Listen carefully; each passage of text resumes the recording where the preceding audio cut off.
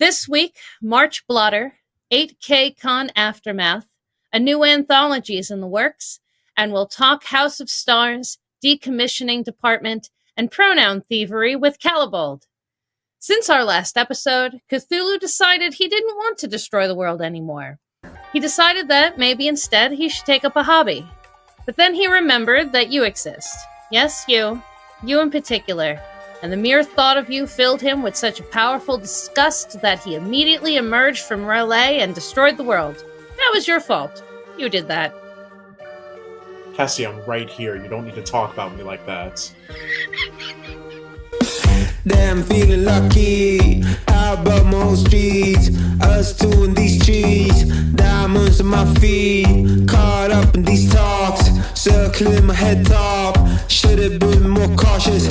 Now I got what I wanted. Many I've been here before. Made it out of 11 more. Like my frontal cortex sore. I can't stop, I want it all. Listen up, I'm calling you. I need you to tell the truth. Remember when you wanted to. Remember that I said was you. God damn it, Nolan.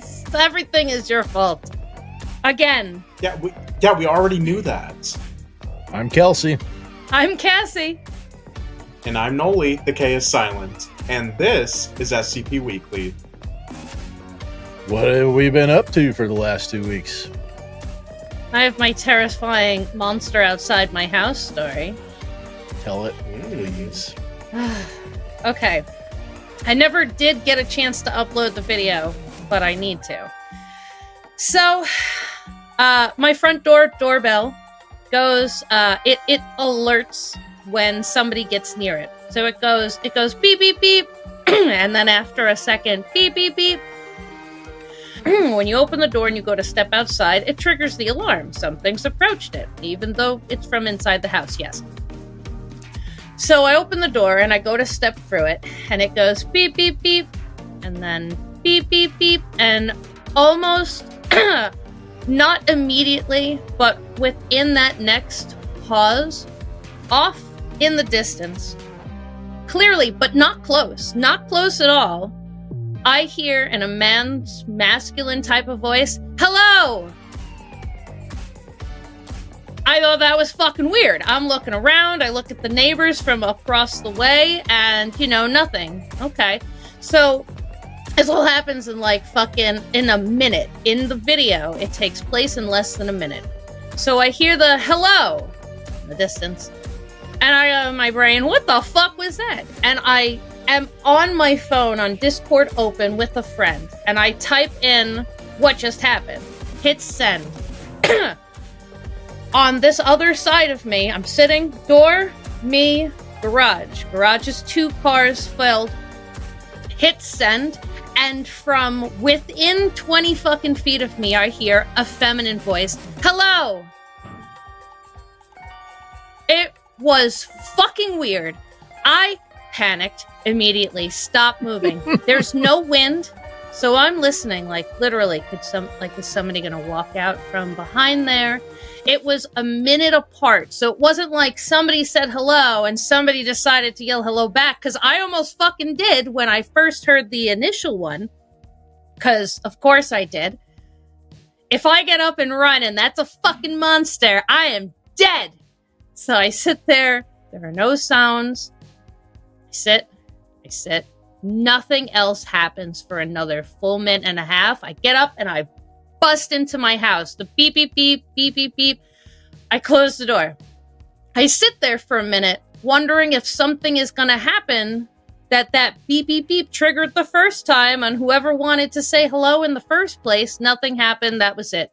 I wait 5 minutes. I go into the backyard on the porch with my biggest dog. And we sit on the porch and I have a cigarette and then scurry back inside. And nothing ever happened again. What the entire fuck? No idea. So, I'd have thought I was nuts. I'd assume my husband would have thought I was nuts or whatever. I bring up the footage from the garage. There's a camera over it. Its alarm doesn't go off, but there's a camera on the doorbell. So my husband saved that 5-minute section around that less than 60 seconds section. And sent it to me, so it's on my phone. I will upload it. I will upload it right now. Yeah, no, I will upload it later. I will look at timestamps for that, because I don't know what section, because it's only that fucking 53 seconds worth of space between me leaving the house and her saying hello.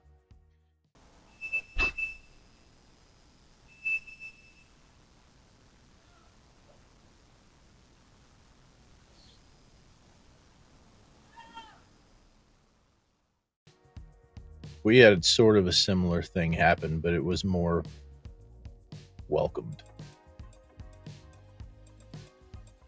What's welcomed? Like a new friend. Oh, one you didn't need to call the priest for? Yeah. Or is that the same one? Nope. No. New friend. No, much different one. New friend. Much different we one. like friends. Yep. We like friends. Got fucking Casper living in your house now. Oh man.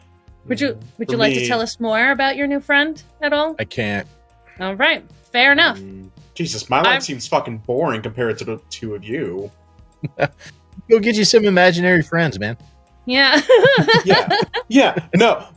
No, it's like, what's going on for the last 2 weeks? I'm just like, oh, well, I started a new job. And, it's going well. How about you, Cassie? Oh, I just get, fucking ding-dong ditched by fucking entities. And, oh, how about you, Kelsey? Oh, I don't know. I just have a fucking good spirit that's, helping me with my shit. I was like, okay, well, fuck me, I guess. It's like fuck me, I guess. When Kelsey, just being the only boring normal one on this show, apparently. Nolan, imagine being the boring normal one. I could never. I don't like it. I don't like it. You found people weirder than you. Congratulations. No, I need to have a supernatural occurrence happen to me. God, don't. Careful. I don't. No, I might not. I want to belong. Okay. No. I want to feel special. Careful what you ask for. Embrace your peaceful fucking life. Embrace the Muggle life, dog. The normality. The mundanity. Yeah. Listeners, tell us in the comments what supernatural occurrences have happened to you in your lives. Yes, please continue to make Nolan feel left out and fucking normal. Or make him feel abnormal, because shit like this is normal to people. I don't know. Yeah, make me feel like the outcast on my own fucking show. So what's been going on with you for the last 2 weeks, Nolan? God damn it. Fucking... How's work? I don't know. It's fine, I guess. I don't know. I'm not excited. I'm not excited to talk about myself now. Oh. See, this is what you guys have done to me. Look at what we did. Oh dear. Do you guys see what I have to put up with these two? I'm feeling depressed. Let's just move on. God damn it. Oh, you're feeling depressed. Let's talk about everybody that got banned from the site this month. Yeah, fuck it. Let's go. Please. Yeah, fuck everyone. Let's go. Editor, cut out me crying right now. It's fine. Fuck it. We ball. Oh, no. Site member Ideal was permanently banned for alleged use of sock puppets to repeatedly upvote their 8K con entry to -9 votes after it entered the deletion range. 18 different accounts have been identified as suspected sock puppets, all of which have been banned along with Ideal's account. All of these accounts were between 1 and 3 months old at the time the bans were issued. Meaning that, if they are indeed sock puppets, they were created and given site membership prior to the opening of posting for the contest. Time out. If you need 18 sock puppets to upvote your article to -9, just let it go. Just let it go. Oh. Just stop at that point, man. It's not worth it. All right, next guy, let's go. Site member Potato Boy was issued a week-long ban for cold posting an article apparently written by another user. Potato Boy claims to have found the article saved as a draft when they opened a page corresponding to its SCP number, and claims not to have understood that posting the article under their own name was against the rules. Site member Chrysalith received a permanent ban for cold posting a rewrite of another user's sandbox page. The article they posted included several large passages from the sandbox page's text and an image the original author had heavily edited, but conveniently did not include a line of wiki.code in the original page, which explicitly identified the author. Site member Lapsor received a permanent ban for posting several articles which, according to staff, show clear signs of AI generation. Staff cites the volume of material posted as their reason for issuing a permanent ban, when other posters of allegedly AI-generated content have received lighter penalties. Lapsor denies the use of AI in the creation of the articles in question. Site member One Dumb Duck had their membership revoked for posting multiple low-quality articles, which say staff showed signs of being AI-generated. This penalty was increased to a year-long ban as a result of their conduct towards staff in the aftermath of this incident. One Dumb Duck denies the use of AI in the creation of their articles. User Nerd Squadron's membership was revoked for cold posting multiple low-quality and potentially offensive articles, and for improperly editing another author's work. As a result of allegedly immaturity during the follow-up communications with Zin, their penalty was increased to a year-long ban. User Paul of Redmont, membership revoked for cold posting AI content. User Tree, membership revoked for repeatedly removing the in-deletion tag from one of their articles. User Aegis_Eclipse, membership revoked for submitting AI-generated content to the forum. User Copper Salad, membership revoked for spamming low-quality cold posts. Users Garab and Harasis Sabas, membership revoked for posting a collaborative AI article to the sandbox. User I Like Trains, membership revoked for spamming and posting AI articles. User Skyroots, membership revoked for posting an AI article and forum thread. User Dr. Bandana, permanent ban for malicious downvoting. User Sisyphus Prime, critique ban for requesting crit on AI-generated articles. User Logan Obsidian, membership revoked for posting an AI article and forum thread.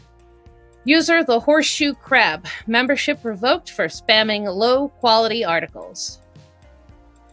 User Dr. Thraka /Fluffy Kobold, membership revoked for posting an AI article. Users Dr. Red Redacted, Indoor Stayer, Ois RM, Philo, AR3A, Axo3773, and Dr. Static, membership revoked for posting AI articles. Users DJ Cactus and IHP were placed under a DNI or do not interact order by staff. Neither user is to message, engage with the other publicly, directly or indirectly, seek out material from, or vote on each other's work. Each user was notified via Discord DM and agreed to the DNI terms. Both authors are scheduled to appear on consecutive weeks of SCP Weekly this season. We will not be addressing the DNI in interviews in order to respect the order and avoid any appearance of indirect engagement. Way to subtly slide in the cactus. Yeah. Oh, I mean, we're gonna more than subtly slide it in later. What is with the fucking AI? I'm sorry. What is with this fucking and the continuously posting low quality articles? I mean, really what it looks like is we had a K-Con, and there's a bunch of young, immature, don't know the difference between I read the rules and I didn't It seems like it, especially for all of that too. Yeah. Yep. Or people who, because was there's the rules have changed in a way that you have to acknowledge not posting AI to the site. You have to acknowledge that rule in order to become a member, and they may have become a member prior. That's the reason for all of the membership revoked stuff for the AI stuff. And I think that was planned into it. So not unexpected to see that. I wonder if anything on banning or articles removed are not even new articles being posted right now. Older articles that are being, like, within the last year or two or whatever, being found to be like, hey, this is fucking AI, isn't it? Yeah, so that whole process it seems like it's subjective, because I read the disciplinary threads, and a lot of times it's somebody with a lot of writing experience went and read the article and said, yep, this is AI. Yeah, I haven't seen any. I ran it through a program and it came out as definitively AI. So, it could be, what if somebody comes on the site, they post their first article, maybe they have a master's degree in history and they write it really exceptionally well. And because that's their first article, it draws the attention of, oh, this is probably AI generated. That's a concern that I have about the subjective nature of determining AI. But there's also like very telltale signs, and especially somebody who just types in a line of text and it spits out a SCP article. Like, there's telltale signs there. But Rounder House was AI the whole time. The whole time. Yeah. Damn. That's why he hasn't been on our show yet. He's not real. He's AI generated. Like, all of the images that you see of him on Twitter, AI generated. Yep, knew it. Nobody can look that perfect. Nobody can look and write that perfect at the same time. Impossible. Yeah. Not a thing. The SCP-8000 contest has concluded. Thank God. In the end, there were 123 entries, 120 of which currently have positive ratings. This is just a handful more than the 119 entries in the previous KCON, 116 of which ultimately survived and remain on the site. This means the newly opened Series 9 is already 12% full. The final top 10 were, say it with me, one last time. In 10th, The Gears of Time by Rounder House, which finished with a score of 183 and is now SCP-8003. In 9th, 8 Ball by Billith, Dr. Sumerian, Harry Blank, and Placeholder McD, which finished with a score of 210 and is now SCP-8888. In 8th, The Fool by Dayview Fool, which finished with a score of 218 votes and is now SCP-8005. In 7th, Maslow's Fire by Big Sloth on My Face, which finished with a score of 236 and is now SCP-8002. In 6th, Burial Goods by Grigory Karpin, which finished with a score of 251 and is now SCP-8140.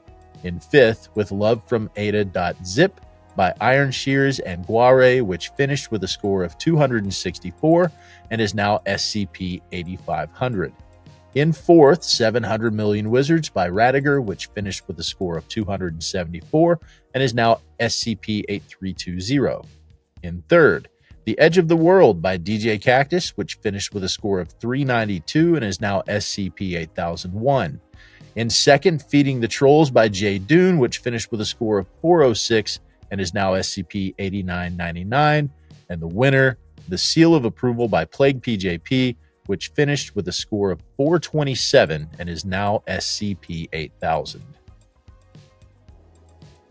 So, in the half second in which this contest ended, and we were all freaking out in the Discord chat that doesn't exist anymore for 8K General, several of the people on this list and authors that were involved and wiki staff were talking about and answering questions on how quickly they think 9K will be. And I've been tortured with we think next year. I can see it. Next summer, late next year. I think we've reached that. I think coming next summer. It's alive. 9. Now, some of you may have noticed a discrepancy between the final listing and the top 10 rankings we had been given during our daily updates. This is because a large number of downvotes were subtracted from the contest entries, particularly those of Plague PJP and J Doom, on the grounds that they were the result of illegitimate vote manipulation. The votes were removed from those that had come from site members who had admitted to downvoting articles despite liking them. Downvoting articles shortly before or after stating they wanted their competitors to win, voted at precisely the moment one article was poised to overtake another, or changed their votes multiple times as articles moved through the leaderboard. In the end, dozens of downvotes were removed from numerous articles, though only 5 users, whose staff have elected not to name, have received disciplinary action. These vote adjustments affected the final placements of several articles. Most notably, DJ Cactus was in second place prior to the adjustment, with Dune in third. Both authors have stated they preferred the 8999 slot to 8001, so these adjustments did cause Dune to get a slot that would otherwise have been allocated to Cactus. It is widely believed that Dune and Plague were subject to a particularly large number of illegitimate downvotes, both by fans of each other's articles and those of DJ Cactus. Site staff has stressed that there is no evidence whatsoever of wrongdoing on Cactus's part. This is not the first time downvotes have been purged in the aftermath of a KCON. The same thing was done after both 6KCON and 7KCON, though this is the first time any of the top 5 placements have been altered by these adjustments. Given that the effect of vote manipulation on each successive KCON seems only to be growing larger, the days after the KCON have been filled with discussion about what might be done to prevent similar manipulation in future contests. A wide variety of proposals have been given by both staff and lay users, including making future KCONs entirely anonymous, something staff have claimed is infeasible with their current manpower, making the rating module and current score of each article invisible, banning users from creating leaderboards on their author pages or elsewhere so as to obfuscate which articles are close to each other in the rankings. Such leaderboards were hosted on several author pages during the current contest. Our own daily coverage of the contest's leaderboard likely wouldn't have been possible without these leaderboards to refer to, and some versions of this proposal might bar contest entrants, such as SCP Weekly's writer XHawk77X, who is... You motherfucker.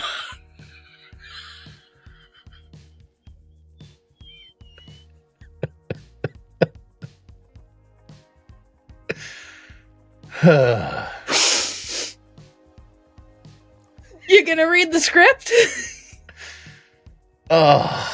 Contest entrants, such as SCP Weekly writer XHawk77X, who is a sexually irresistible literary genius, from assisting with such coverage during future contests.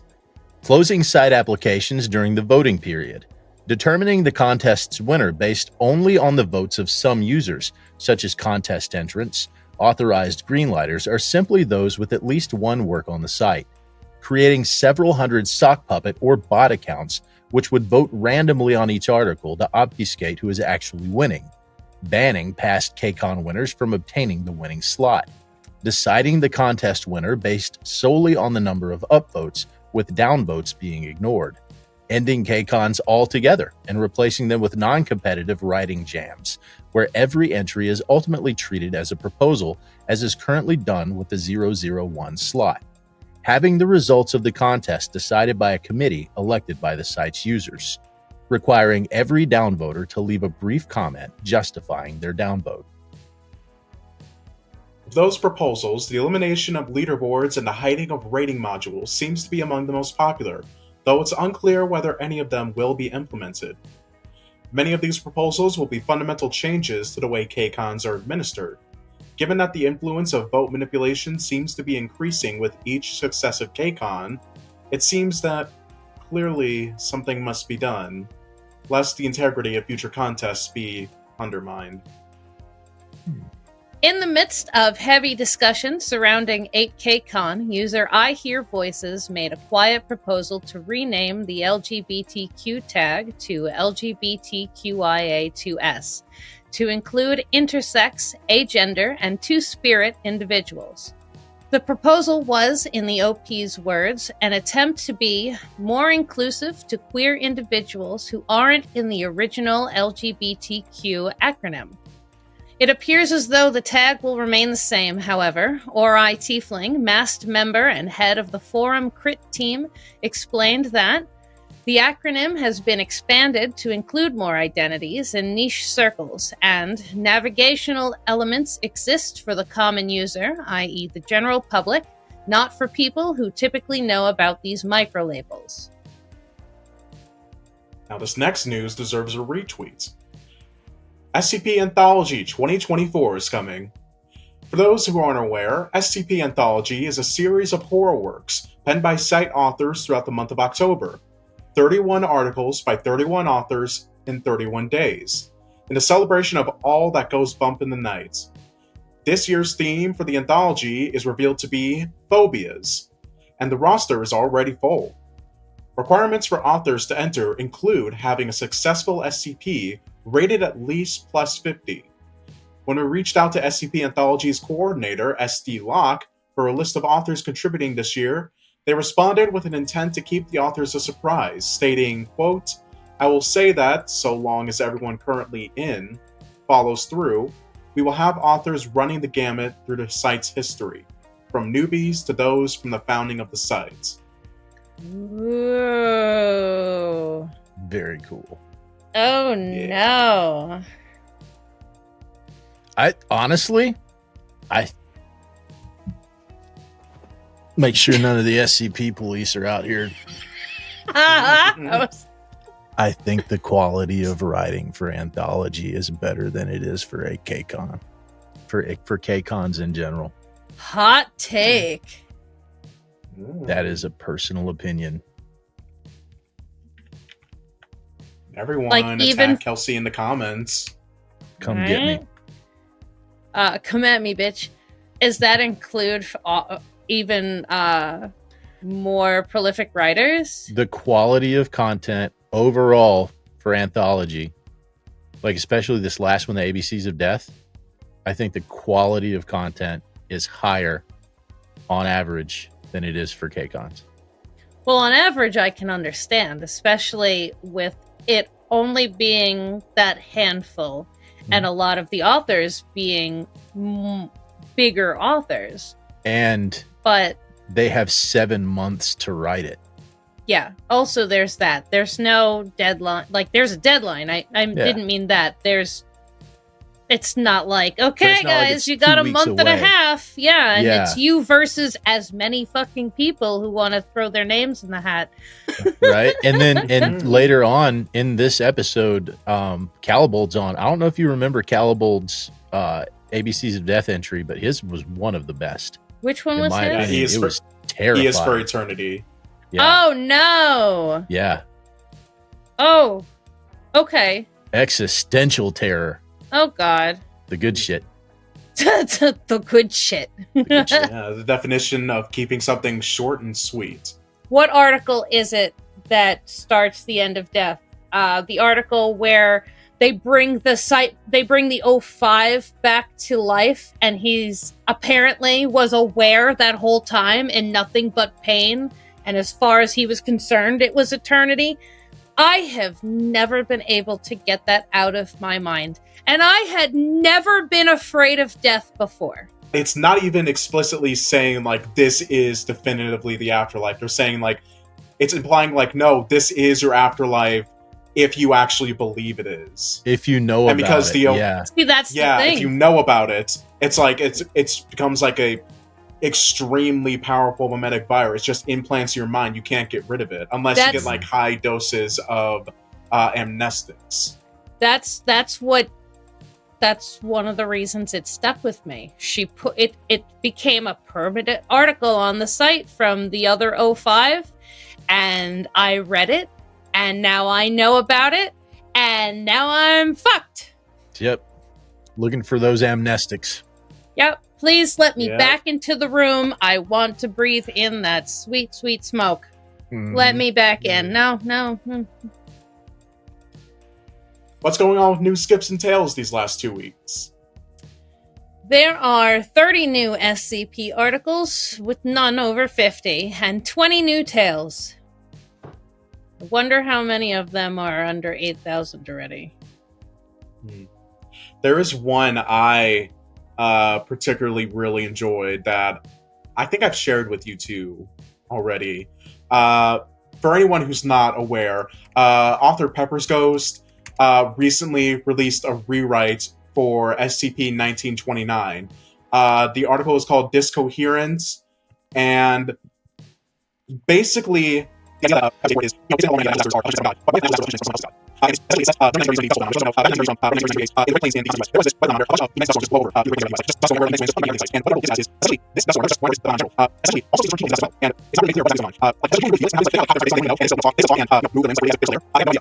is giving me Daybreak vibes. I don't like yeah. this. Yeah, it's given. I'd like to yeah, it gives like. backpedal my way out of this conversation. I don't like it. First of all, Pepper's Ghost really understands style when it comes to, creating articles. You could just open it up, and when you first scroll down, you'll immediately see that, like, oh, this guy knows what the fuck he's doing.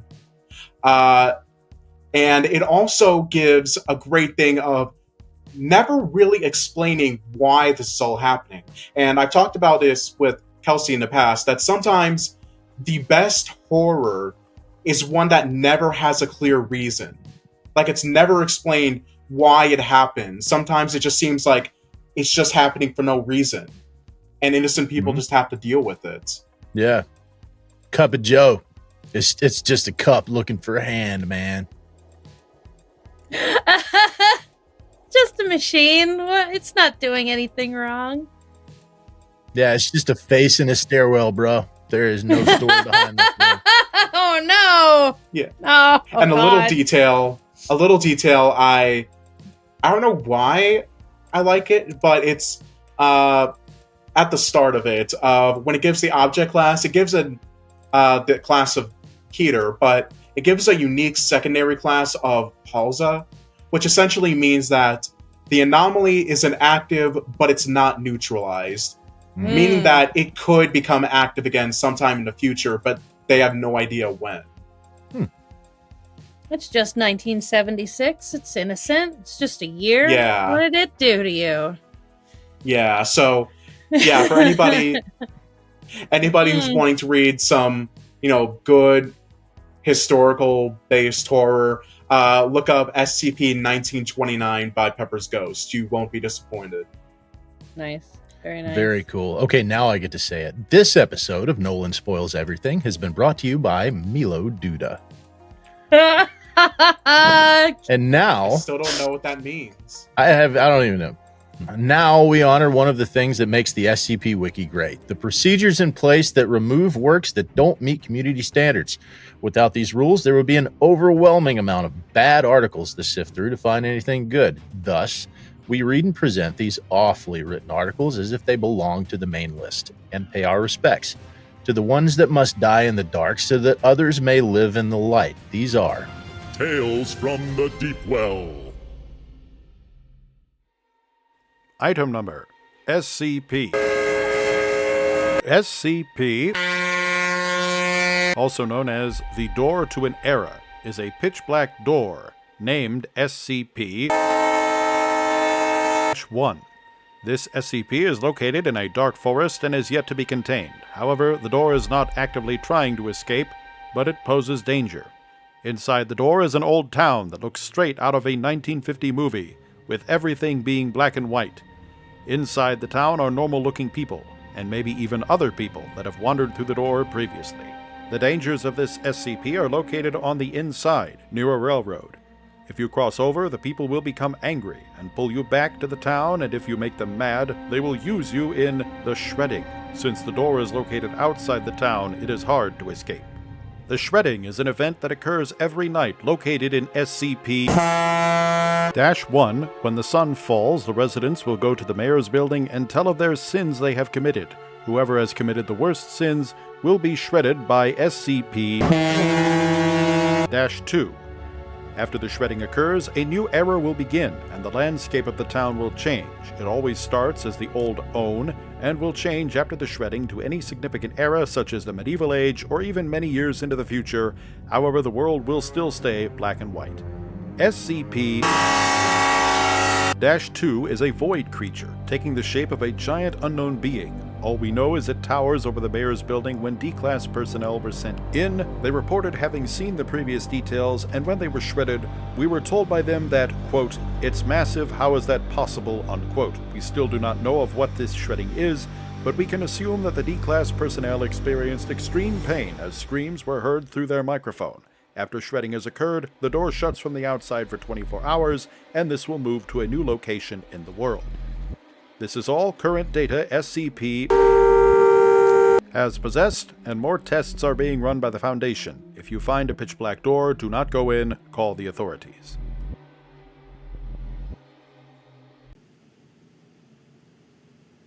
Dr. Gray, what are you doing here? Intern, I thought no one came to this closet. So this is where I go to read my real crazy fan fiction. And what's that you're reading? It's, well, you're not dangerous, so I guess I can tell you. This is Confinement. It's a comic series. It's about a guy named Connor who responds when he dies. Really? That just sounds like a whole lot of bung to me. It's absolutely not. It's actually really good, but I've been keeping it a secret for now. I don't want Dr. Bucket to get any ideas on dangerous tests he can make me do. Connor can afford to die, but not me. Wow, that sounds excitingly veil-breaking. Do you know where I can get one? Thanks for asking, Monica. All you need to do is look up SCP Confinement Kickstarter, and the pre-order page should be the first result. And even if you can't get in on the pre-orders, the comic will be for sale on the unredacted Etsy store after the Kickstarter ends. Awesome! I'm already so excited to get mine. Ooh, maybe I can show them to Grim. Thanks to our sponsor, Dado, Herbie, Fucker, Fine Clown Entertainment. Yes, here you see example of Dado break into other fine industries such as entertainment and clown. Dado is provide customer with exciting program of Dado as Herbie Fucker and not strange Herman Fuller, who Dado does not care for and also has never been meeting. If you have read below, you may think, Dado, but wait, what about clown conspiracy? And I say to you that while Rainbow Story is strange and Dado is suspicious of origin, Dado can confirm that he created very fine Dado brand clown video for enjoyment. How are you that good? You can straight face a fucking Dado commercial in one take. It's so fantastic. I hate you. It's good. Well, Love if you it. like Sorry. my fantastic abilities to read Dado, and if you like this content, then hit the subscribe button and turn on notifications for the channel. If you're watching on YouTube, that's what the algorithm likes, and it would really help us get the word out about what's going on in the SCP community. If you want to support us beyond that, you can sponsor the show at patreon.com/scpweekly for as little as $2 a month. And we're going to be doing some really cool interviews over the next couple of months. Napik, who for all intents and purposes ran 8K Con next week. Then Ip, one of the longest standing and most prolific authors on the site, DJ Cactus. Need we introduce him? And Mike Vale, one of the directors of the podcast Cabin Tales. Heavy lineup coming up. Poor Calibold. At least he doesn't have to follow all of that. The first edition of the Roblox Hunt event started on March 15th and runs until March 29th. It will run across platforms including PC, consoles, mobile, and VR, and will only be available on selected games. Why the fuck are we talking about Roblox, you may ask? Because among the 80-ish games involved in the event, SCP Roleplay, an SCP-based Roblox roleplay game, is one of them. The most popular events in Roblox history have been egg hunts. Roblox launched platform-wide egg hunts in April 2008 and discontinued them in April 2020. However, after a 4-year hiatus, platform-wide events are back as the Hunt First Edition has kicked off. With the massive turnout expected from this event, SCP Roleplay is positioned to be an introduction to the SCP Wiki to a new generation of gamers. Stop by their page and show them the community is behind them at roleplay_SCP on Twitter. No, I'm not calling it X. Fuck off. All right. In social media, an artist / voice actor / cosplayer going by the name of 05-1 on Twitter.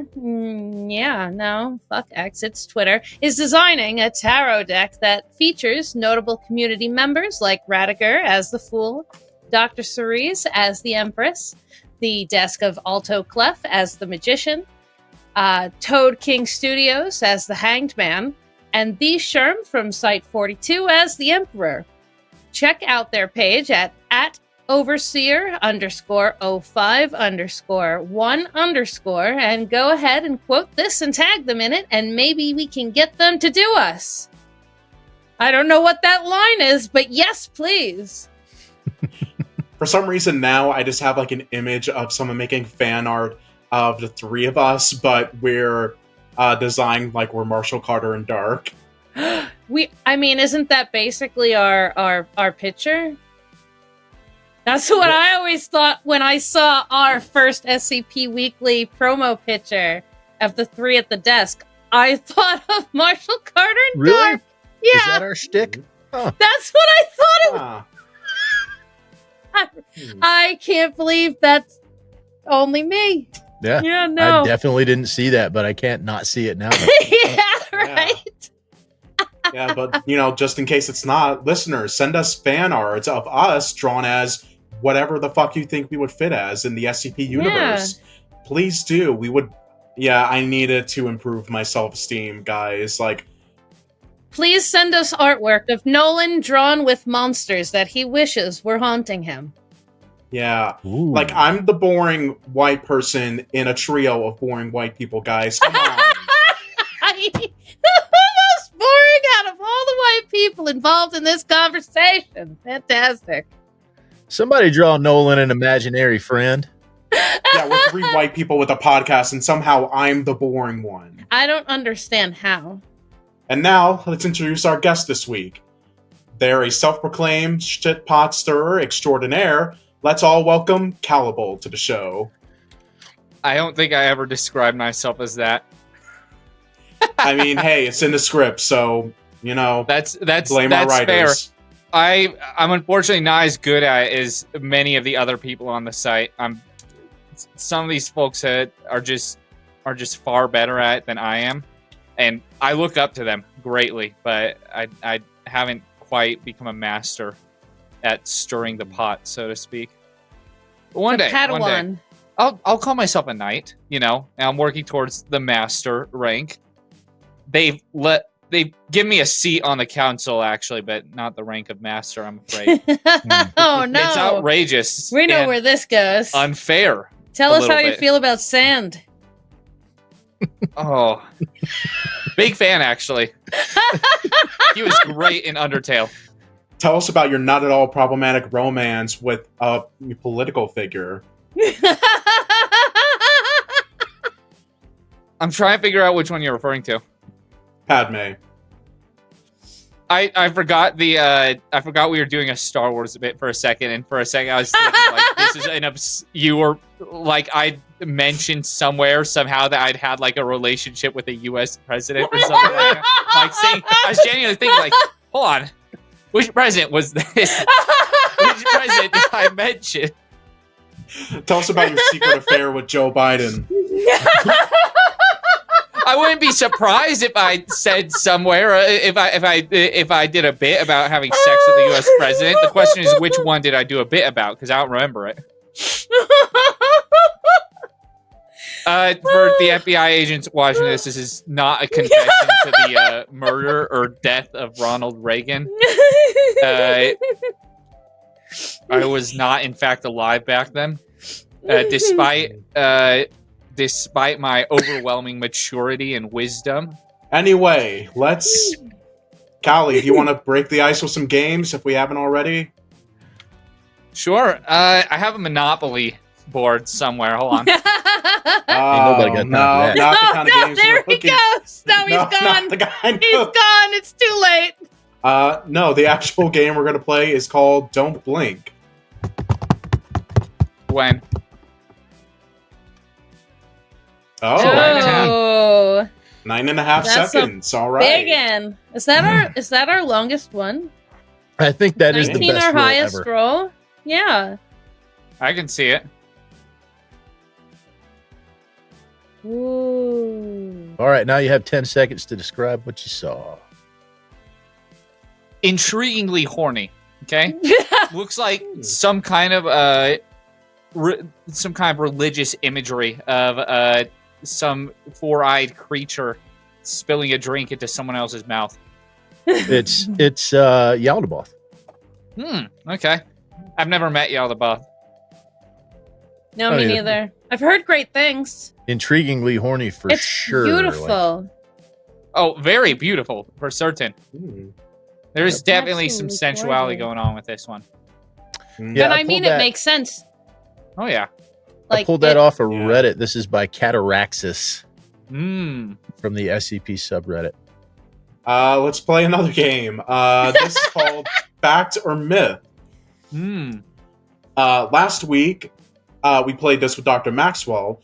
And Callie, if you don't know how this game goes, essentially, you give us two statements, either about yourself or maybe just about the world or any topic in general. And we have to figure out which one is a fact and which one is a myth. Last week, when we played this with Dr. Maxwell, he gave us these. Either 1, I can fly airplanes, or 2, I was a prison guard. Airplanes. I picked prison guard just on like the level of douchiness. Like he had a level of douchiness that would equate to prison guard, but I know He pilots. was drunk off his ass too. It was great. He was not pilot douchey. Yeah. Pilot douche is is a complete thing. We ran a Twitter poll, and Twitter poll was about 75% on prison guard, and the answer is prison guard. He was a prison guard for Oh. a few years. Yeah, he's a silly little boy. Mm-hmm. Anyway, Callie, would you like to tell us your fact and myth that you've brought for us today? Oh, I would love to. I don't say which one is fact or myth, do I? Correct. No, No, you don't Okay. tell us. absolutely do not pull a Maxwell on us.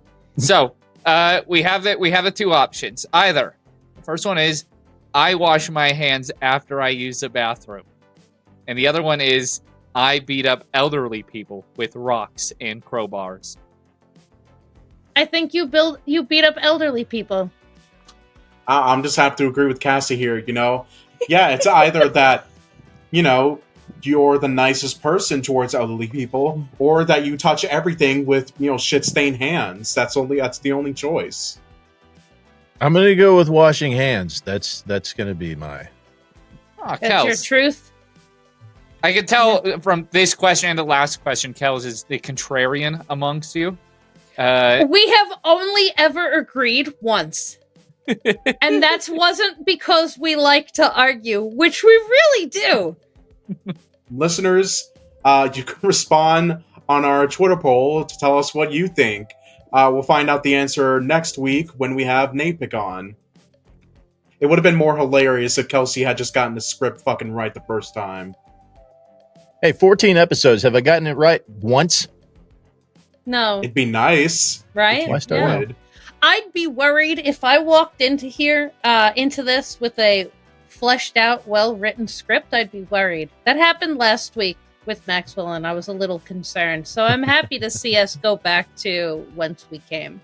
Yeah. Hawk had some stuff come up this week, so I had to kind of take the reins on the script, and this is what we get when we don't have Hawks. I need to tell Hawk I come back- miss come him back as to soon us. as possible. Yeah. So let's talk about the thing that's the most fresh, and that's 8K Con. Just wrapped up. yes. You had a banging article. I read your article. How many GOIs did you incorporate into that? Oh, I'll be honest, not many.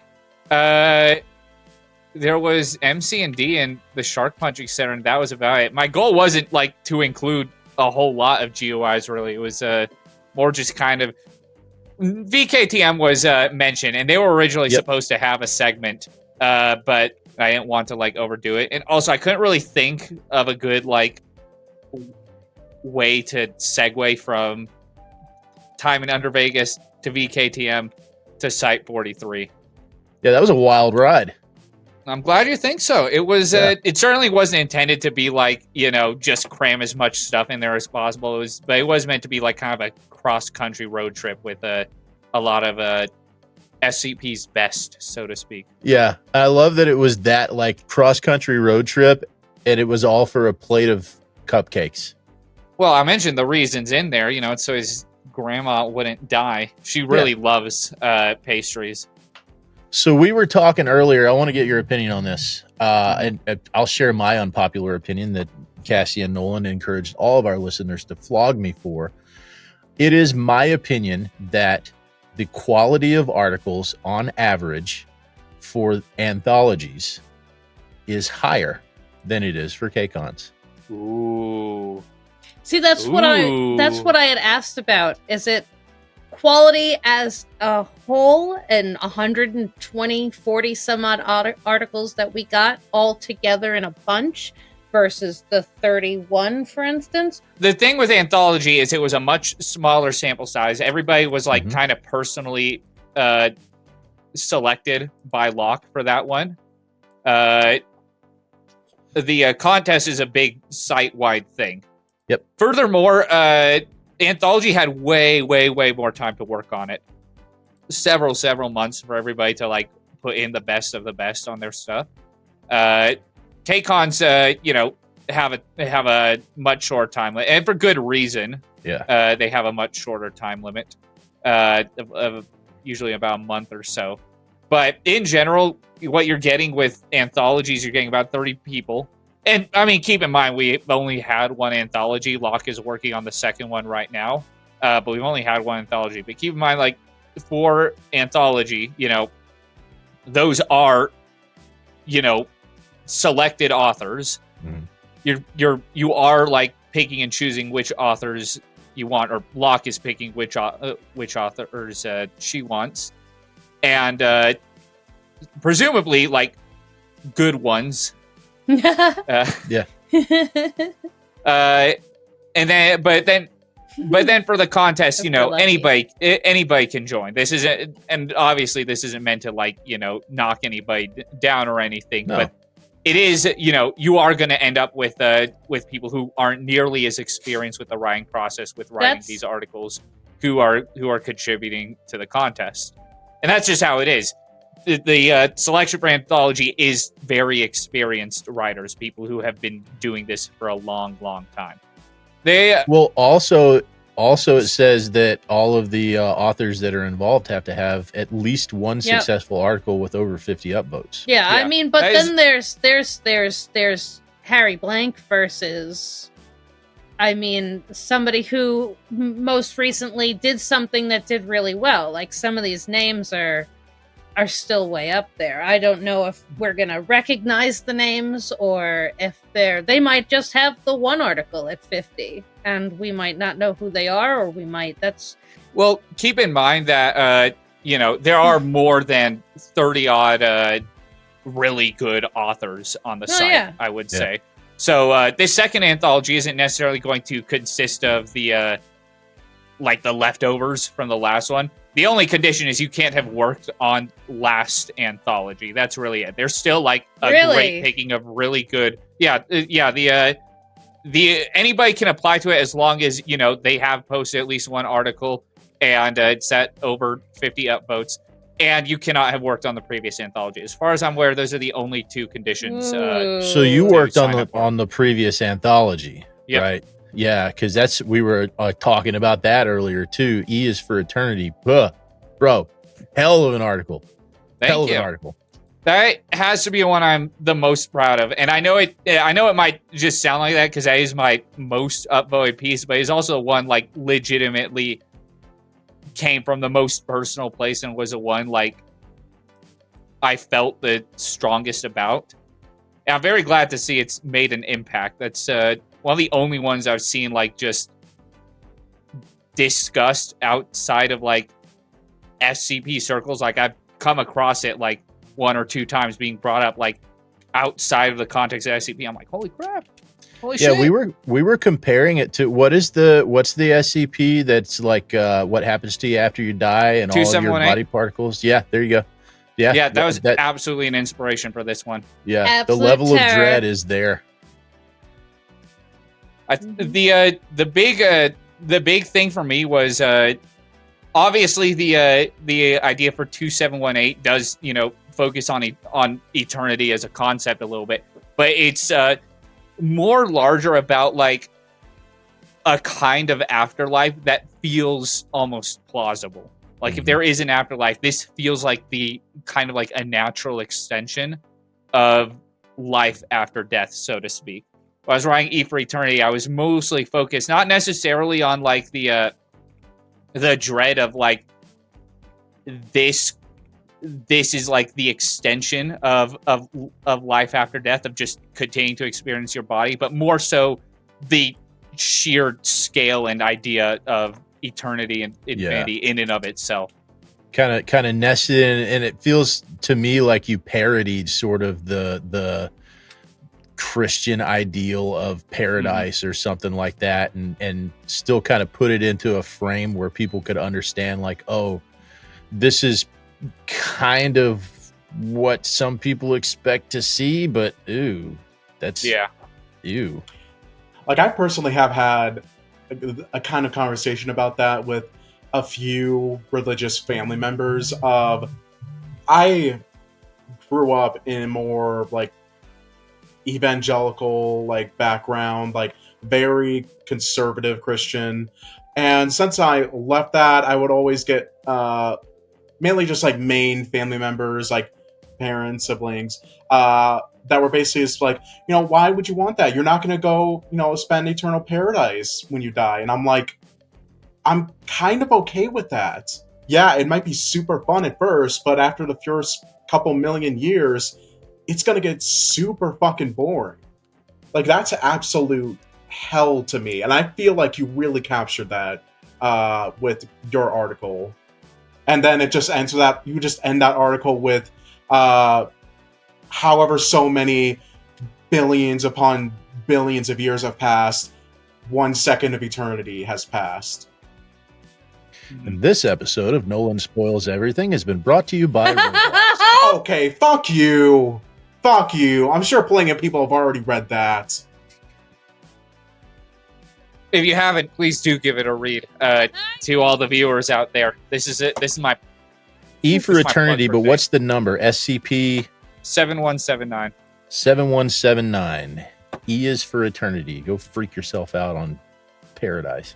And if you'd rather listen to it, Exploring Series covered it a while back. Right. Exploring Series covered all the anthology stuff. Please watch their whole thing. Okay, let's talk shit about some GOIs. Ooh. What's the worst? Ooh. What's the worst? Oh. Worst GOI. That's a good question. I kind of had a hate boner for Arcadia back in the day, but like for the life of me, I cannot tell you why I hated Arcadia so much. It was, and it's largely just because like I hate it a whole bunch, and then I never actually like thought about Arcadia for like years after that. But it was like a running joke between me and a friend of mine of how much I just hated Arcadia so much. So I kind of just hate it for a bit now. I'm sure there's plenty of great Arcadia stuff, but I've got to like commit, I guess, to what I've already set up for reasons unknown to me. I do have to kind of commit to that. And that's Jackal's jam, right? It was originally Harmonies, but yeah, it? now it's Jackal's. Yeah, I believe it was originally Harmonies. Now it's Jackal's, and Jackal's a fine author. I've only recently gotten like really back into the site again, but I definitely should give that a little bit of a fair shake. Everybody's gonna say you should write Arcadia now. Oh, they absolutely are. Oh. Yeah. I have too much on my backlog already is a problem. I have other stuff I need to. Twitter poll. I don't properly hate Arcadia. I kind of just I hate it for like a running old bit, and that's about it. Here's one that I'll get flogged for. I'm just not a fan of Gamers Against Weed. Me just neither. not a fan. Yeah. You're saying this on the like in a YouTube video about like losers on the internet who all just goof off and do stupid stuff. Like that's it's self-referential in that way. Gamers Against Weed is a reflection of the SCP Wiki in and of itself. I'm not a fan of chat logs. I think that, and most of their stuff is a lot of chat logs. I like those. I just think they're boring. That's I mean that's fair to hate, like to not be a fan of like the formatting of it. But I will say I think I like Gamers Against Weed. Yeah. And no offense to Kinch. No offense to Kinch, because I don't want any of that hate coming my way. Like, great, you are an amazing author, and I love everything that you made except Gamers Against Weed. But yeah. But I mean, you talk about some of the people in the community you don't want to piss off. I think that's one of them. Ooh. Kinch is chill. As for Gamers Against Weed, like it's not like a super duper favorite of mine or anything like that, but it is I appreciate, you know? Like I quite like it. I think one GOI that I just don't really like at all is, and this is more on the lesser known side of the wiki. You guys ever heard of the GOI Sapphire? Oh, I know what you're talking about. Oh yeah. Aren't they like French or something? They're part of the international group. They were originally from the French community. They were made from it.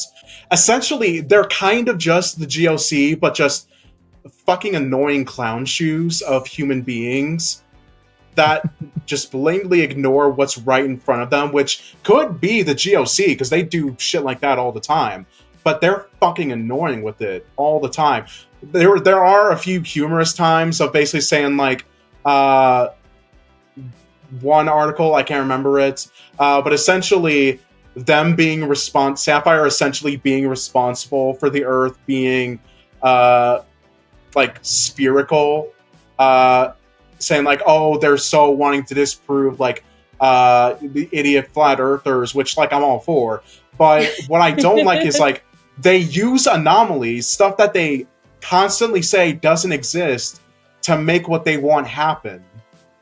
Yeah, make them interesting or just get rid of them altogether, because they're just like a lesser version of the GOC. So, you know, that's I guess a point against them. People aren't recommending this to me at all. Yeah. So maybe I should continue to steer clear. Now, bringing up GOIs that I hate, I'm gonna be honest. I can't really think of any I particularly dislike. Some of them just haven't like aged particularly well. Horizon Initiative is one that's just like, it feels like it's a very I want to say naive understanding of what it was trying to go for, but also I haven't like done enough Horizon Initiative or read enough of it to really like have any personal animosity about it. But I will say this.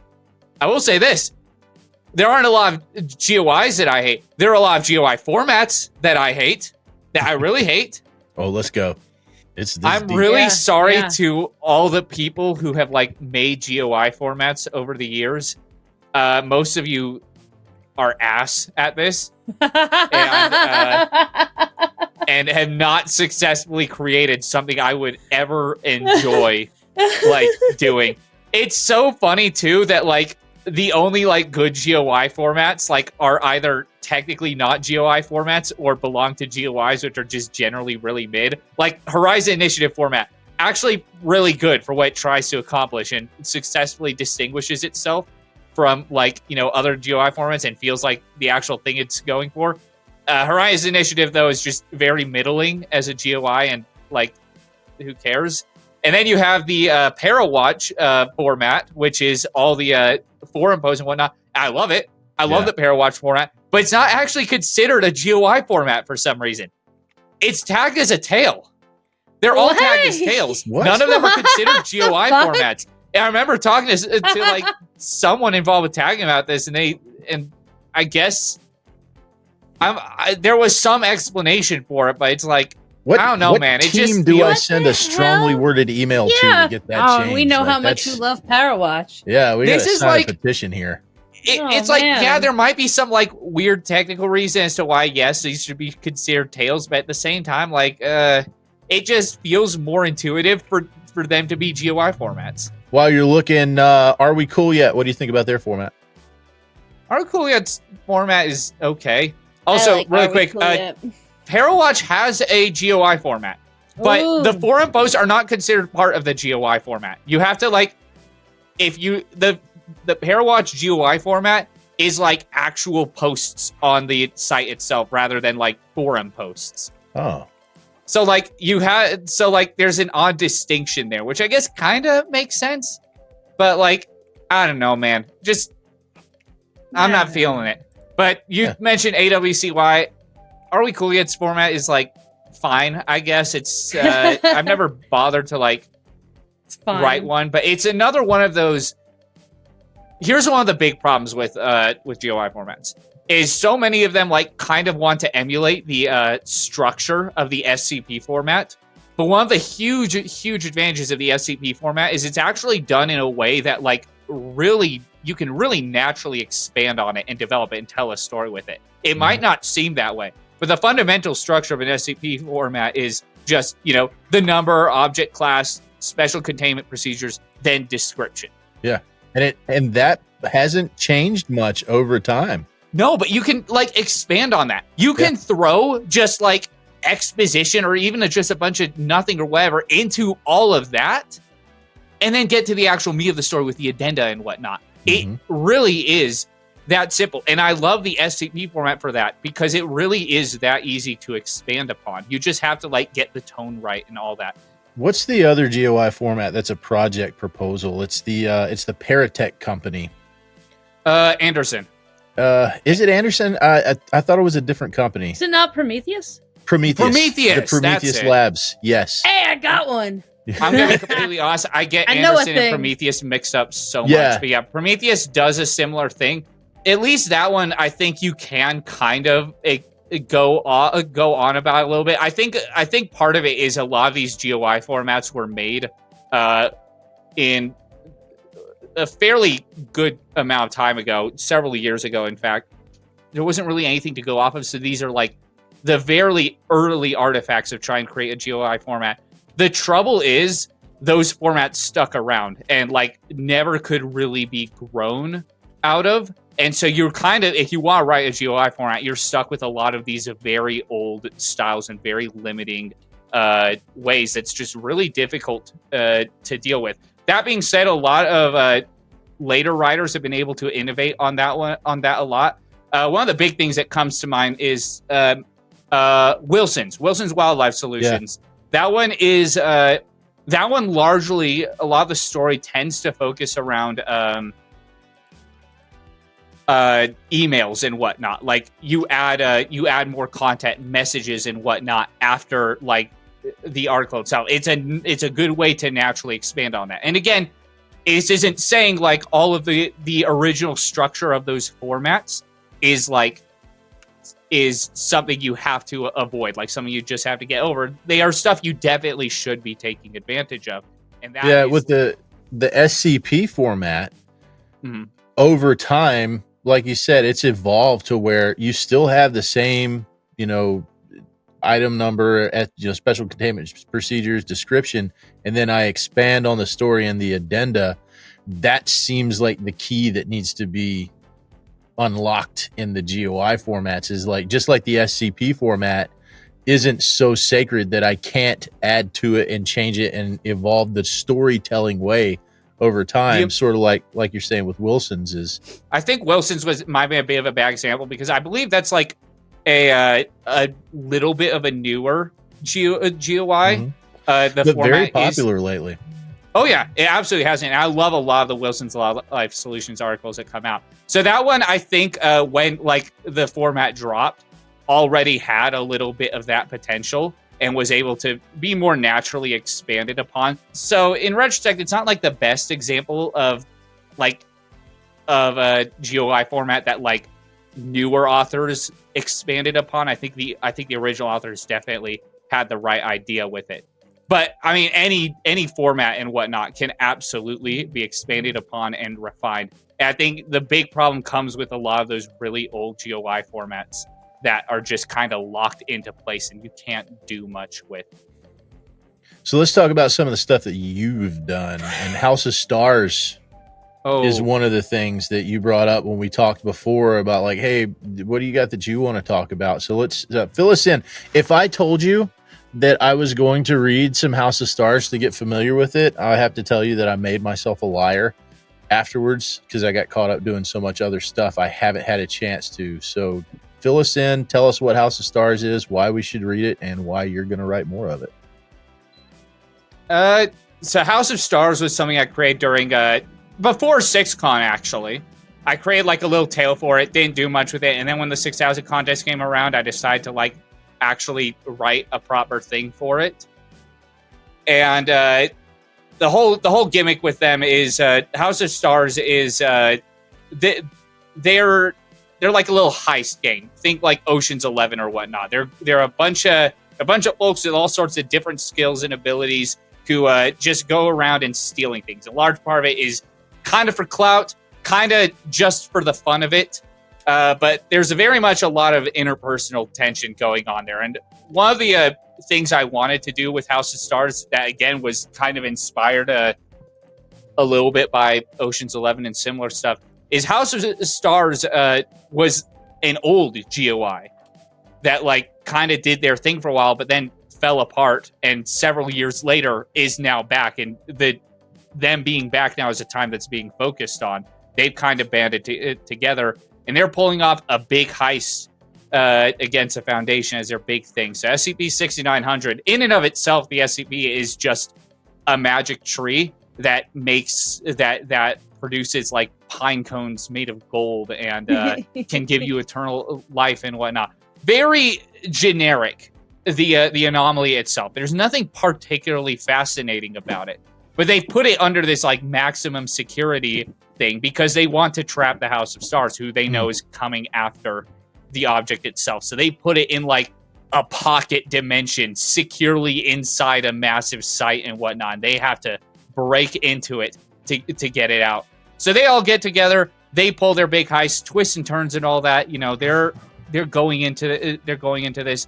Whole lot of stuff is going down. I won't like bore you with the details of all that because I would like people, hey, read it yourself. Anyway, yeah. They do. Don't pull a Nolan.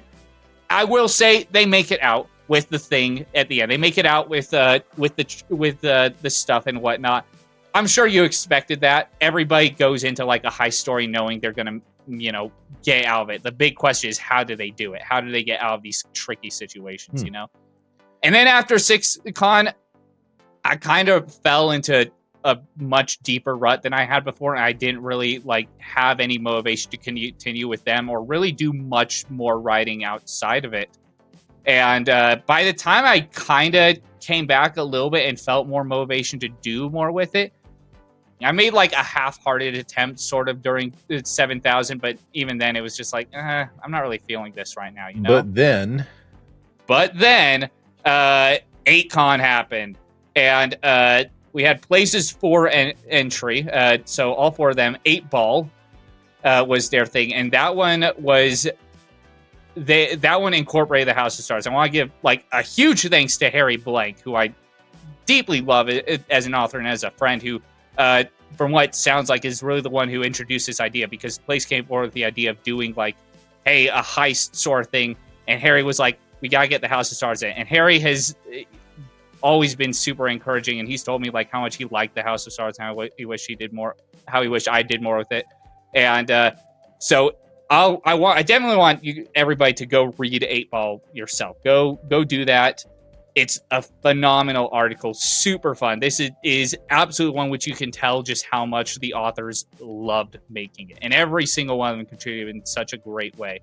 But anyway, I was talking to Harry about it after it had been posted.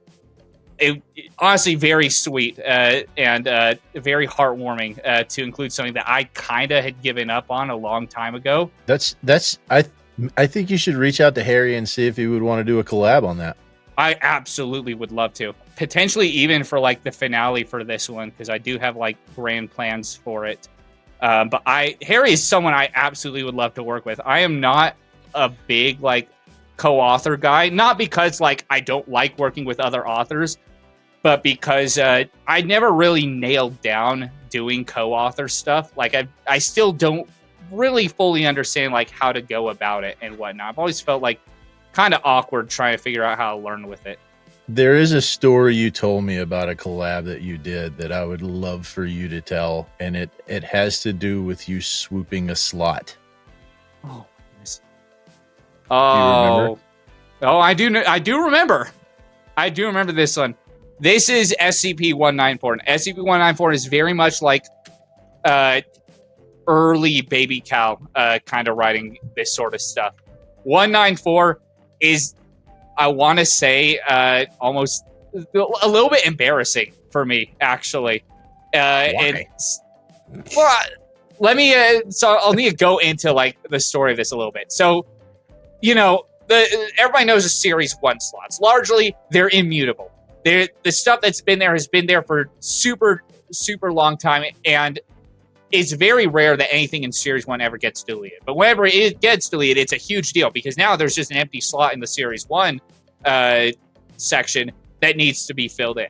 So at one point, this happens, and I managed to slot snipe it. I managed to nail down the SCP-194 slot. And I put in it an article that, I'll be completely honest, was just not good at all. It was not very good. But I was largely motivated to get the 194 slot. And I was kind of obnoxious about it, and this is very much just me thinking like this would be some cool clout or whatever to have it or something. So I'm panicking as I'm watching my article get deleted. So I try and like come up with something really quick to just fill in the space again, which for the record, don't do that. Please do not like write something for the sole purpose of like getting something out as fast as you can. But anyway, I ended up working with City Toast, who is a whole different can of worms. And, you know, we basically collabed on it to get something that would reasonably stay up into the 194 slot. How does it feel? Like, does it feel a little dirty? Like, ooh, I went in there for that reason and it's still there? Dirty implies like some kind of pleasure, almost like I'm happy about it. I'm not. Well, you were at the time. I was at the time because I was a really dumb kid and thought like this would be like the coolest thing ever. I'd be one of the cool guys for this one. And now I look back and I'm like, dude, you were a moron about this. So it's more cringe. So it very much is like cringing on my early days sort of stuff. So it was ooh, and now it's ah. Oh, God, you know, like very much an embarrassment. Don't read SCP-194, guys. Now I do remember seeing a Series 1 slot in the last couple of months pop up, and then I know for sure there's been some Series 2, but I do remember seeing a Series 1 recently. Yeah. I mean, it is cool. Like, it's kind of a cool thing to have, you know, a Series 1 slot. And if it ever happens, like, you know, hey, a Series 1 slot has come up and I have an article that's, like, ready to go or whatever, I'll probably go for it. Like, that's not to say it's not a cool thing to go for, but it is not, like, worth, like, any kind of hype or pursuit or whatever. It's just kind of a cool thing to have if it comes up, you know? Would you recommend, if somebody were to do it and be like, I'm going to do this anyway, would you recommend keeping with the old school Series 1 style? Absolutely not. Yeah? Absolutely not. No, you do not want to do that. Because it doesn't matter what slot it's in. What matters is when it was posted. If you post it nowadays, people are going to expect the quality to match up to how stuff is written nowadays. Maybe it was just a me thing. Maybe it was just me. Maybe nobody else cared. No, I know other people care about this because people were making trades with me to try and get the Series 1 slot. They were offering me trades. And I think that kind of motivated a little bit of my anxiety. Being like, oh no, damn, this is a big ticket thing. I need to keep this for the clout. For the coolness factor. Nowadays, I'd probably take one of those trades in a heartbeat. What are some of the things you mentioned that there are some things that people do for the clout? What are some of those things that you see people doing? No names, just what are some of the kind of behaviors that you see? A lot of people like to really, really, really overhype something that they're going to be writing. They will have they like to be the next big thing. They like to be the next big grand thing or whatever. They're gonna write an 001. They're gonna write a huge series or whatever. And they all and most of the time people overhype this thing to hell and back, and it's like you're kind of setting yourself up for the fall if you do that a little bit, especially if you're a little bit newer and you haven't gotten your sea legs yet. There are people who do this who are very experienced with the site, so they kind of know like people are going to be hyped about this anyway. They know, they have an understanding of like what is worth the hype and what isn't. But a lot of people kind of go into this not really knowing, not really understanding like what is and isn't worth, the grandeur and being super big. And furthermore, they do it because they want something big and grand and exciting, and that definitely should not be your motivation to write something. You should not write something so it will be the next big thing or whatever. And as a result, people will often hype up this big stuff, their 001 or whatever. That really just kind of falls flat. They say itself up to be a next big thing, and then people read it, and it's like, it's kind of an okay thing or whatever. But now it just feels like that much more of a disappointment. Speaking of 001s, that's the other big thing is people write 001 articles, and they think it's like them graduating into becoming like an actual author. Like they become a big shot now that they've written an 001. That's not the case at all. I haven't written an 001 proper. I have written a joke 001, and I have co-authored Abracadavid's Proposal, which is another joke 001. And my first joke 001 is not that great. That's another thing I'm a little embarrassed about. It's not that funny. It's not nearly that funny at all. It's kind of funny, but not really. Like, I'm a little bit embarrassed about it. I actually removed it from the joke SCPs list because I was like, people keep upvoting this, and I do not want this to be like my biggest piece. So you censored yourself. You censored your own article so that it wouldn't become as popular as it looked like it was going to be. Yeah. And it was trying to be it was at the top of the joke articles page because it is an 001 proposal, so it goes near the top. I was very much like, it's not. There are other things I would like to be my your magnum opus.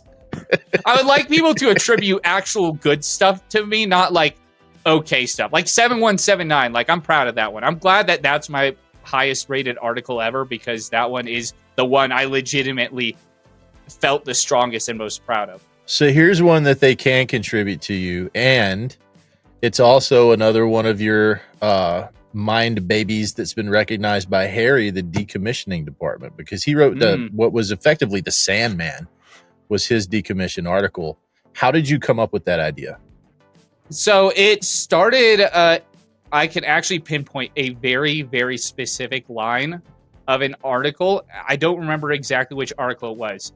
So back in the day, way back in the day, like series 1 back in the day, like when sometimes people would like post to the site and it would get deleted really fast, but the big authors, the staff or whatever would decide that the article was so bad and they hate it so much it needed to be made an example of. So they would keep it up, they would attach a -D to it, keep it up on the site. You couldn't rate on it or anything. And then they'd add a little addendum onto it saying like, hey, here's the log where we decommissioned this. And then they would write a tale explaining how they killed this anomaly, how they destroyed it or whatever. So they have like those tales that where they decommissioning this thing. And I was reading one of them. I remember a very specific moment where they actually decommissioned something. Like I think it was Clef or somebody shoots an anomaly. And before they had been referred to as SCP-XXX, and then the log said SCP-XXX-D. And I was like, hold on, so is that like an actual thing that exists in universe? Like the appendix to it, so to speak. Like, I know, I kind of was just a fan of like that active live restructuring of the number and the slot, so to speak. That kind of just got my gears turning a little bit of like looking into more of these, and then I realized like, oh, this is all just really mean, actually. all this decommissioning stuff is really mean. Why did they do that? But it did get me thinking, like, this sort of stuff does exist in universe. Like, decommissioning is a thing that happens. So, like, what if we kind of, like, just made it an actual thing, like brought it back, like, hey, this is actually what you're supposed to use it for. So I just kind of did that. I was just like, hey, what if we destroy an anomaly? But it wasn't because it was like overly powerful or whatever. I wanted to like explore like the weird fringe reasons why the Foundation would be forced to destroy something, because they don't do that. The Foundation doesn't like to destroy things. They don't like to just blow stuff up. That's a GOC's thing. The Foundation really, really likes containment. So I was thinking like, there's gotta be some really weird situations where they've got to destroy an anomaly for one reason or another. That isn't just this thing is uncontainable, it's going to kill the world or something. So I wrote SCP-4456-D, and it is a time-traveling Spanish galleon that will attack anybody, that will attack wherever it is. It'll just start opening fire on anybody nearby if it doesn't get something like $500,000 worth of silver. So every day they have to give it all the silver and stuff like that, send it back. It goes back in time to deliver the silver to Spain, and then it comes back again. And the big problem is, one, it's obviously threatening. It's going to start shooting at us if we don't give it all this money. Two, they keep sending it forward in time again. So if we don't give it this money, not only will it keep attacking us, it'll also produce another ship. And we're going to have two ships to deal with. If we just keep ignoring it, there's going to be more and more and more until it becomes way too big to deal with. And finally, the big problem is it's expensive. They are giving this thing, just dumping money at this thing for no real gain whatsoever, just constantly throwing money at this thing. And they're just like, dude, we kind of can't do this. This is really expensive. And did you go the retrocausal angle where if it's taking the money back in time to Spain, then you could have like the almost the Spanish version of the Davites appear? Like, oh, Spain took over the world 500 years ago. Not quite, but I did do something different, which is this is actually a reason for Spain's economic recession back in the day. Because Spain, if you don't know, like there was an old Spanish economic recession during like when everybody was going after the Americas and stuff. They got so much silver from the Americas that just completely devalued their entire economy. For the record, I'm not an expert on Spanish or Mesoamerican history or anything like that. So if I'm misremembering, I think somebody say in the comments I'm an idiot or something. I don't know, someone who knows more than me. So at the end of the day, I put my author avatar in charge of this new department, decommissioning department, which would decommission all the anomalies that were like this, that were just really, really hard to contain or really infeasible to contain. I mainly had the author avatar there just so I could like say, this is my thing. My author avatar is here because this is my thing. I came up with this. I'm actually still reasonably proud of the decommissioning department. I think it was a cool idea. You wanted to plausibly be able to kick a baby. That Don't was, lie. yeah, I was thinking about it, like even way back then. I was like, dude, I need my author avatar to do something heinous, something vicious and evil, something horrendous. Nobody It would could have been a ever dog. love. It could have been a dog. You could have literally kicked the dog. Kicking a dog would have would've been been sad, worse. though. Kicking a baby is equally cruel, but so much funnier. Yeah, nobody cares Fair. about baby kicking in SCP. Fair, especially if they're Canadian babies. So what articles in the decommissioning department that have been written by other people do you feel like have done the decommissioning department the most justice and helped it to become a more popular center of writing for other authors? The obvious answer is Harry, because he wrote both a tale and an SCP report, both of which are phenomenal. But I've kind of been gassing Harry up this whole time, and so I feel like I need to give someone else a spotlight. We need to get him on the show. Absolutely. Please do. Please do. Harry, if you're watching this, come on to the show. And Come on and we'll talk history. I do like 5712. That was one of the earlier ones that came out when I was first working on decommissioning department. This one was by Gravy.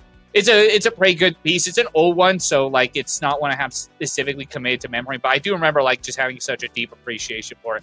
Another one is SCP-4659 by Bard Owl, which is kind of this weird alien film reviewer who they can't get off the internet, and so they have to like literally just, they can't find this guy or anything. They just have to like stop him from ever appearing on the internet or doing anything ever again.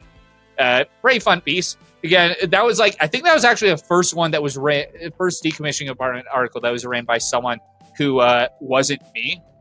There aren't a great deal of articles that aren't written by me, and I feel to be clear, this isn't me like putting pressure and saying more people need to contribute to this. It is the responsibility of me as the guy who made it to like actually create something people want to contribute to.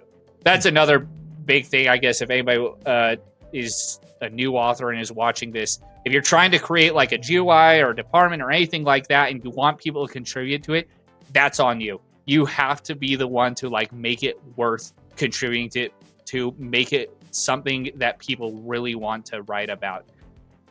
Yep. You got to be your own champion. Do not put pressure on people to write for it or anything like that, because one, that's just kind of a dick move. That could also be cringe. It would be cringe. It'd very much be cringe if someone did that. But more importantly, it's deflecting from the main issue, which is, you know, that this is something that you need to work on, something you need to actually build up and create and make it something that people are excited about. With great power comes great responsibility. Basically, and you need that great responsibility on the SCP Wiki to get great power. Well, after that interview with Calibold, I think the only question to have is, do we have any mail this week? We do! All right, from the inbox. Yeah, no insults. I kind of regret sending 2 emails last time. We don't regret it. No, but I think the discussion outweighs the stupidity on my part. Question for y'all. Favorite board game and why? Best wishes. Attached is a picture of my chinchilla. And I'll put that on the screen for all of our YouTube folks. Phyrexian Hala. It's a baby. It was a very cute baby. My favorite board game? Trivial Pursuit. That's a good one. I don't really do board games. Sorry. My favorite board game is a Sandy Peterson released a game called Cthulhu Wars almost 10 years ago or so now, and as a Kickstarter, and it's this big, it's Risk with the great old ones, more or less, and it was on a Kickstarter, and as we all know, Kickstarters have stretch goals and stuff. We have been on every single one. There were 4 altogether, or 5 onslaughts.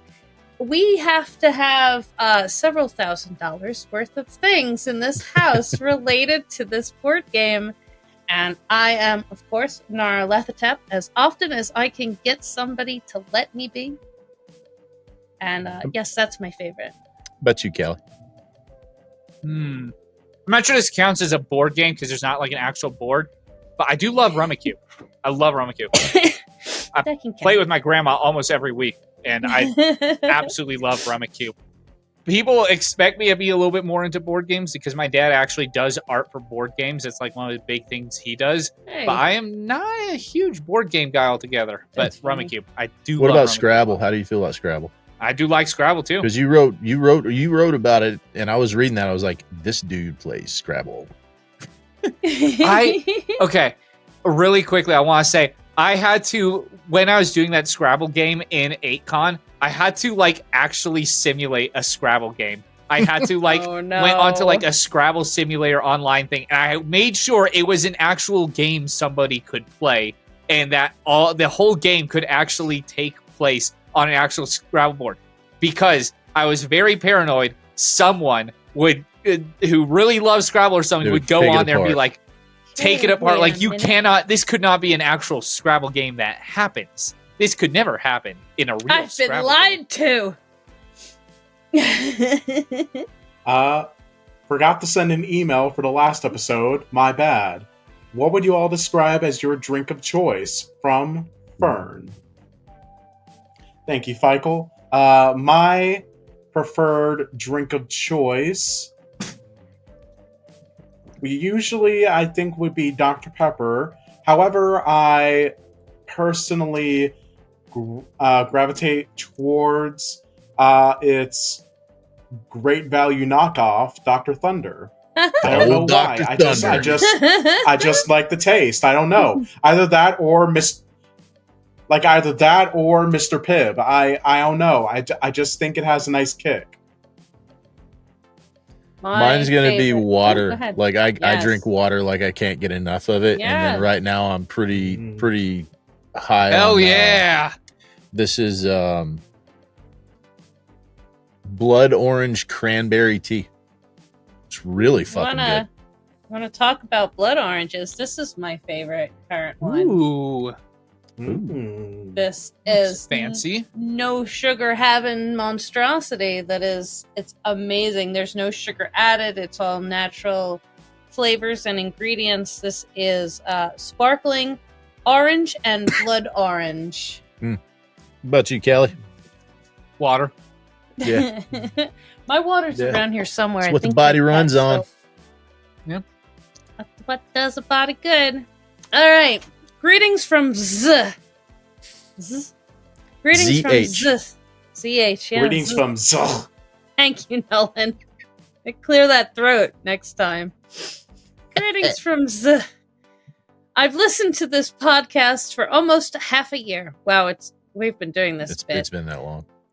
It's a great way to catch up on some things that happened on the main site. It's a pity that the channel is not as big as it should be, but I think it's just a matter of time before the sub count reaches 1,000. Wish you guys Yippee. good luck. Also, god damn it, my English sucks. That's good Thank English. you. Thank That you, is good sir. English. Thank you for You the well communicate wishes. your point very well. Yes, it was very good. Yes. Very Thank you for the Appreciate love. it appreciated. very much. And also, it's cool if your English sucks that bad, then I'm going to assume that you're not in the U.S., that you're in another country, and that's cool to think that we have an international crowd now. So that's Oh, that would be neat. Yeah. thanks for reaching out. Appreciate that. Mhm. Well, that's all we have for this week. Thank you all so much for joining us. Thanks to our patrons, Arsfel, Lack of Lepers, and Oni Mask Productions for supporting us at patreon.com/SCP Weekly. We don't choose who gives us money. Your support helps us keep the lights on. Intro and outro music was Caught You at the Perfect Time by Superintendent McCupcakes. Thanks to Calibold for spending time with us. Thank you. Thanks to our sponsor, Thank you, Brian. Dado, Herbie Fucker, Fine Cloud Entertainment. SCP Weekly is distributed by Smooth Cadence Productions. SCP Weekly is not affiliated with the SCP Foundation Wiki, and as such, the opinions presented in this program and the order in which our guests appear are our own and do not necessarily reflect those of the Wiki or its staff. I got a story to tell you guys about that when you get a minute. Music is provided by Epidemic Sound. Content relating to the SCP Foundation, including the SCP Foundation logo, is licensed under Creative Commons Share-alike 3.0, and all concepts originate from the SCP Wiki and its authors. This recording, being derived from this content, is also released under CC by SA 3.0. Until next time, I'm Kelsey. I'm Cassie. And I'm Nolan. The K is silent. And this was SCP Weekly. Cassie, you got to take off?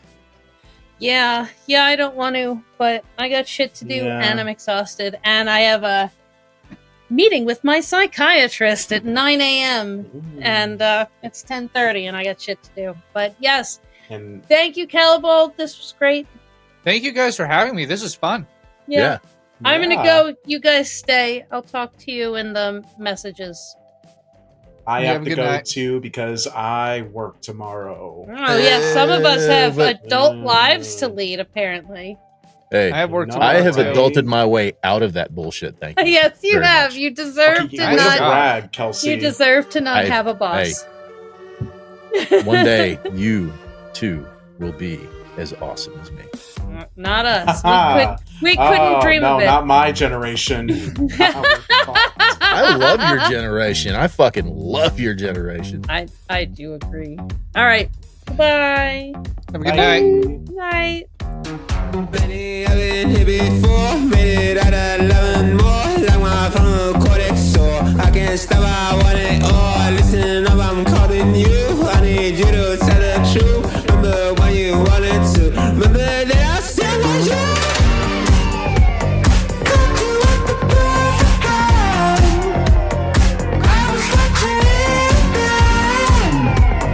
You know what you wanna do. But I can never be your friend. Got me reading between the lines. Girl, you got me so blind.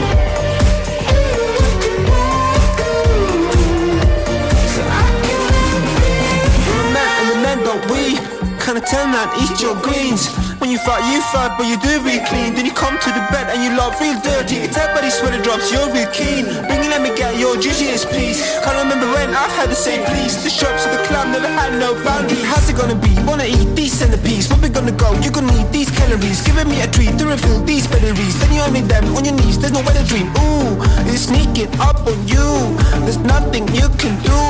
There's things about the boom. Ooh, it's sneaking up on you. There's nothing you can do.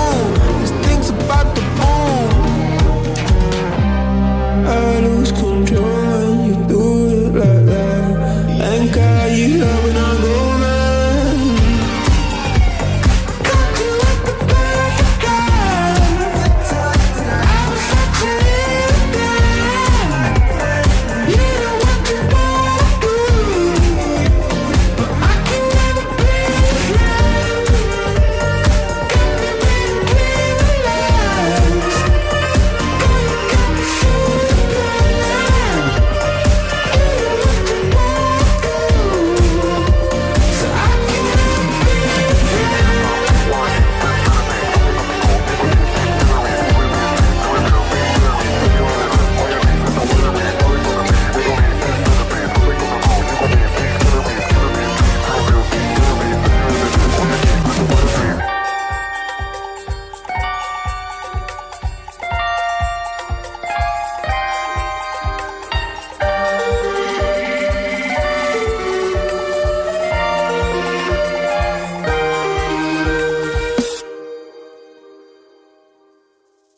All right. Ready? Ready. What is this on this episode of Nolan Spoils Everything? What is that? On this Are we episode, reading that? no. This episode of Nolan Spoils Everything is brought to you by Milo Duda. I don't even know what that means. I don't either. What the fuck is Milo Duda? What is this?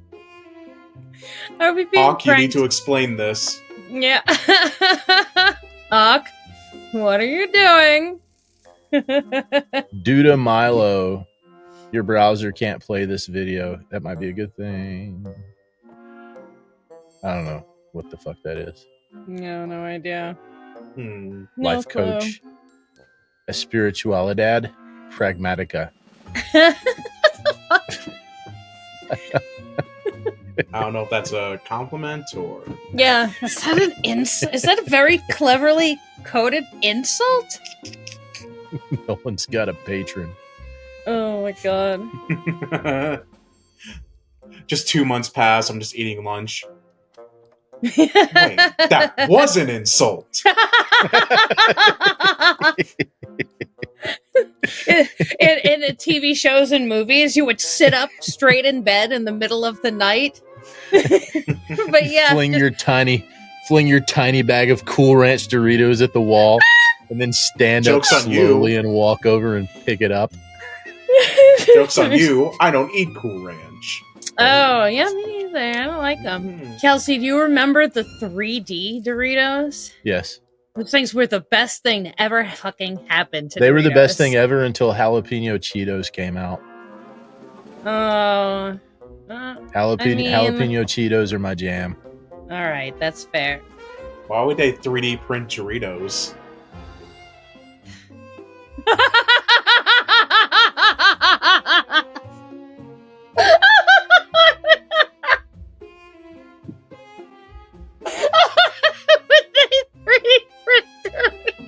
I love you.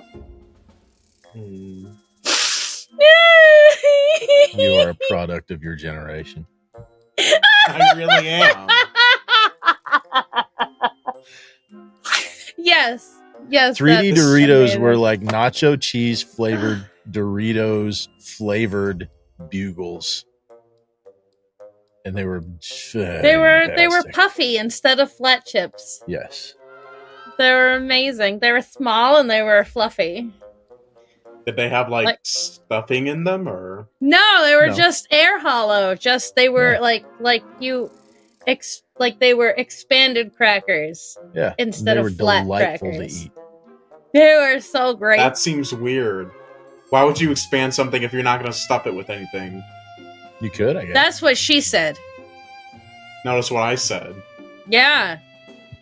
That's what they said. For those unaware, wiki author Pepper's Ghost recently released a rewrite for SCP-1929, which was a previously held article that was kind of not. Calibold's here. Surprise! Hey, what's up, Calibold? Hi. We're still talking Was I news, not but I didn't want supposed to to leave you join out yet? in the lobby. Oh God! Oh It's all God! right. You got us. I apologize. I wasn't certain if I was supposed to like queue in. No, it's okay. caught Like, us I didn't want to be. No, I didn't want to be it's rude fine. because I told you we're running a little late, but I told you this was the time, so just come on in and. I apologize. I wasn't sure if I was supposed to like queue into this. I was like, should I click the button? Like, just let him know, hey, I'm here. It wasn't sure if you guys were just like sitting here awkwardly waiting for me or not. No. no, We're no. running a little long. Imagine us No, we- sitting awkwardly, not doing anything. I don't think Oh God, can you imagine? that's why we're but always yeah. late because we don't shut up. Sorry, see me not shutting up.